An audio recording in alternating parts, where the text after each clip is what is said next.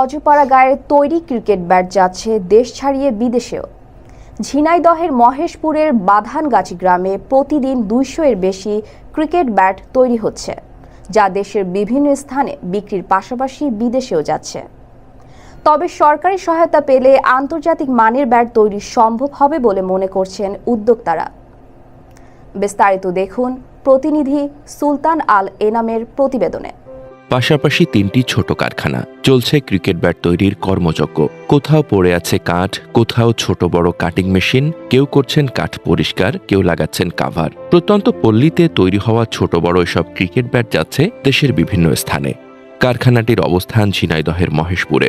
জেলা শহর থেকে প্রায় 50 কিলোমিটার দূরে ছবির মতো সাজানো এই বাথানগাছি গ্রামটি স্থানীয়ভাবে ব্যাটের গ্রাম নামেই পরিচিতি পেয়েছে।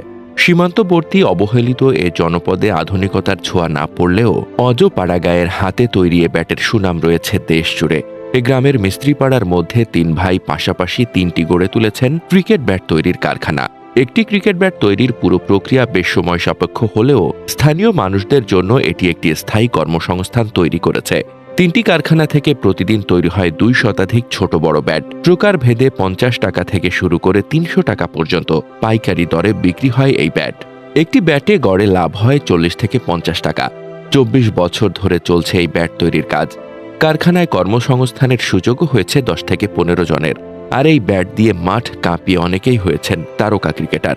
দেশের বিভিন্ন স্থান থেকে ক্রেতারা তাদের ব্যাটের অগ্রিম অর্ডার নেন। প্রতিদিন বিভিন্ন জায়গা থেকে ব্যাট কিনতে আসেন ক্রিকেট প্রেমীরা। এসব ব্যাটের মূল কাঠ ঝিনাইদহ সহ দেশের বিভিন্ন স্থান থেকে সংগ্রহ করা হয়। পরে সেগুলো শুকিয়ে পরবর্তী প্রক্রিয়া শুরু হয়। এখানকার তৈরি ব্যাটের ডিজাইন আধুনিক হলেও তা ডিউস বল খেলার উপযোগী নয়। শুধুমাত্র কাঁচা কেরোসিন কাঠ ও সরকারি উদ্যোগের অভাবে আন্তর্জাতিক মানের ব্যাট তৈরি করতে পারছেন না এখানকার কারিগররা। সরকারিভাবে সহজ শর্তে ঋণ পেলে কারখানাটি আরও এগিয়ে নিয়ে যাওয়ার প্রত্যাশা তাদের। এদিকে এ ব্যাট শিল্প রক্ষার্থে সকল ধরনের সহযোগিতার আশ্বাস এই কর্মকর্তার।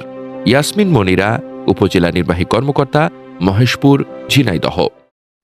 মান্দাবাড়ি ইউনিয়নের বাধানগাছি গ্রামে যে 3টি পরিবার ব্যাট শিল্পের সাথে জড়িত, তাদের সকল ধরনের সাহায্য সহযোগিতা করার জন্য উপজেলা প্রশাসন সবসময় তাদের পাশে থাকবে। যথাযথ সরবরাহ নিশ্চিত করে সরকার এ শিল্পে গুরুত্বপূর্ণ ভূমিকা রাখবে। পাশাপাশি বাথানগাছির সুনাম বিশ্বব্যাপী ছড়িয়ে পড়বে, এমনই প্রত্যাশা সংশ্লিষ্টদের। 20 বছর এই কারখানায় ব্যাটে কাজ করি। প্লাস আগে তো এই ব্যাট খুব কমই বিক্রির চাহিদা কম ছিল। খুব কষ্ট সহযোগিতায় এখন প্রচুর টান আছে, কিন্তু আমাদের কাঠের সংগ্রহ তেমন নাই, যন্ত্রপাতি তেমন নাই। আমাদের যতটুকু চাহিদা আমরা যন্ত্রপাতির অভাবে সেটা চাহিদা মেটাতে পারছি না। তা যদি আমাদের সরকার এই যন্ত্রপাতির কিছু টাকা পয়সা অথবা লোনের ব্যবস্থা করে দিত, তাহলে আমরা আরো বাইরের কাঠ যদি সরকার আমাদের সহযোগিতা করত, তাহলে আরো উন্নত মানের ব্যাট আপনার জনগণের হাতে দিতে পারতাম।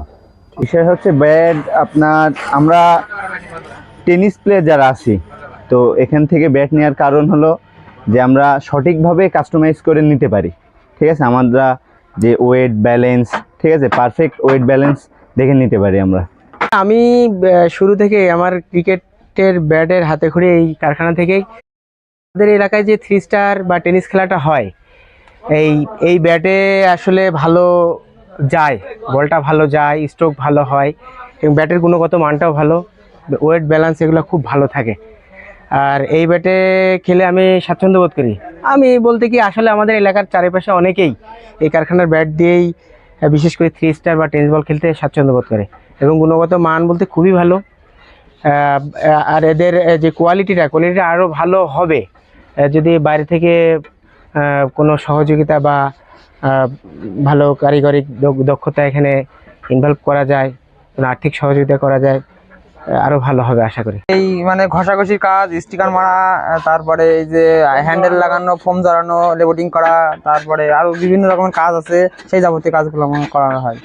আমার বাবা দাদু বাড়ি থেকে ব্যাট তৈরি করা দেখে এসে নিজের চেষ্টায় এখন ব্যাট তৈরি করা শুরু করেছে। এই ব্যাটটা আস্তে আস্তে অনেক বড় পরিসরে শুরু হয়েছে।